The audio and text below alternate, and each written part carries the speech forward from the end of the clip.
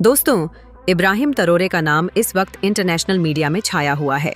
वो अफ्रीकी कॉन्टिनेंट की, जिसका नाम जहन पर आते ही कमजोर अर्थव्यवस्था, भुखमरी और बेरोजगारी का शिकार होते काले लोगों की तस्वीर जहन में आती थी।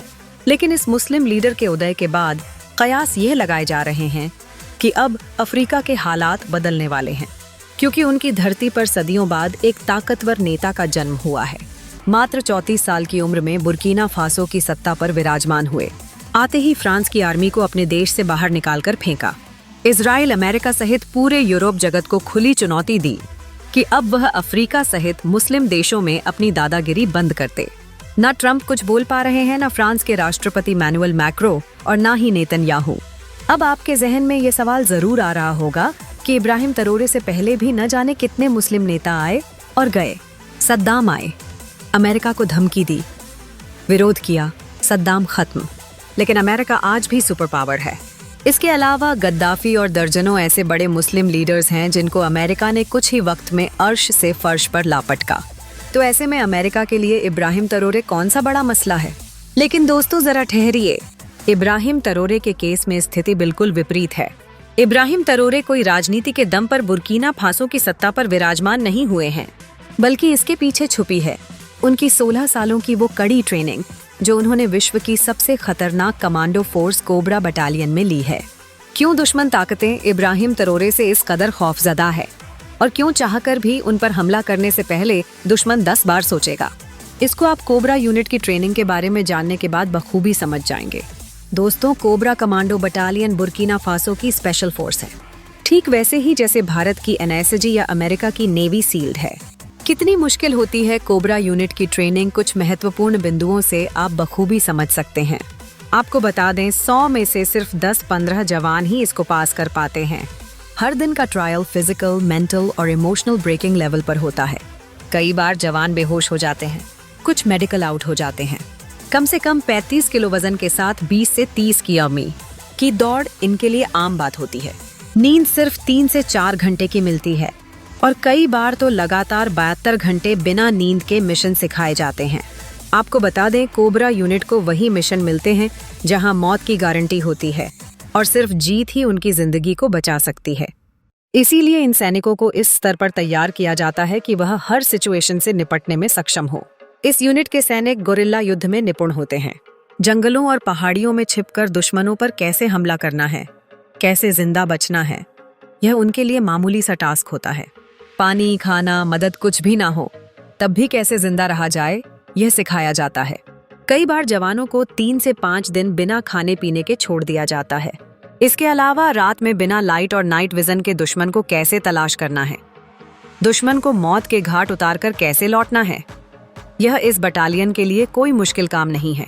इसके अलावा स्नाइपर मार्कमैनशिप ट्रेनिंग भी इनको दी जाती है, यानी कि इस यूनिट का हर जवान बेहद सटीक निशाना लगा सकता है, चाहे दुश्मन कितनी भी दूर हो। इसके अलावा दुश्मन द्वारा लगाए गए बमों को भी डिफ्यूज करना इनको सिखाया जाता है। इब्राहिम तरोरे इस वक्त 36 साल के हैं, जिनमें से 16 साल उन्होंने बुर्किना फासो की आर्मी में ही बिताए हैं।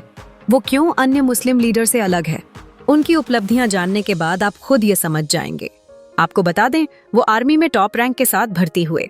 उन्होंने बुर्किना फासो की सबसे प्रतिष्ठित सैनिक एकेडमी से ट्रेनिंग ली है और वह शुरू से ही अपने बैच में टॉप परफॉर्मर रहे हैं। आतंक विरोधी अभियानों में वह अग्रिम पंक्ति में लड़े।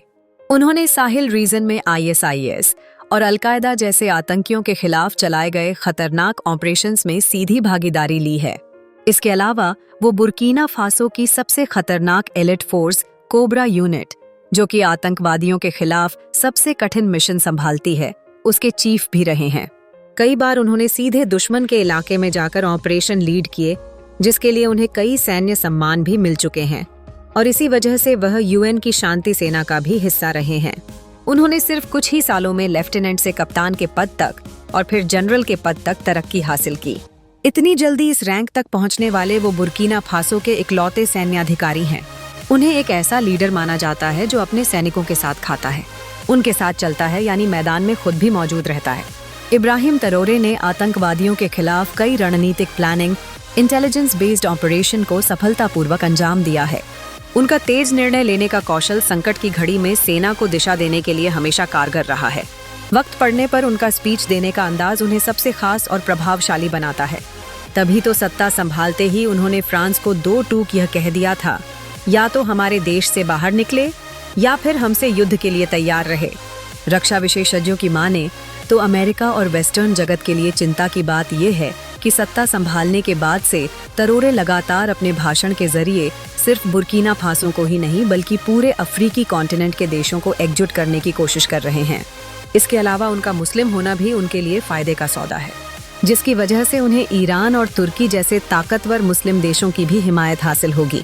जानकारों की माने तो यह तरोरे का सैन्य एक्सपीरियंस ही है, जिसकी वजह से वह समझ गए हैं कि अगर वेस्टर्न जगत से निपटना है तो रूस के साथ जाना होगा और अपनी आर्मी को और अधिक ताकतवर बनाना होगा।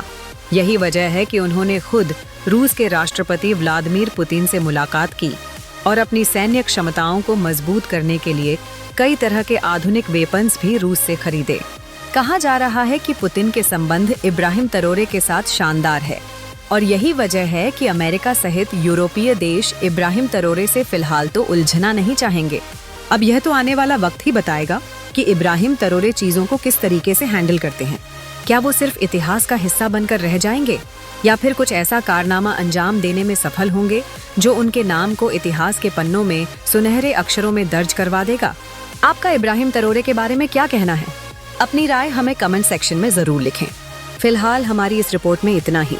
हमें दीजिए इजाजत। शुक्रिया। जय हिंद।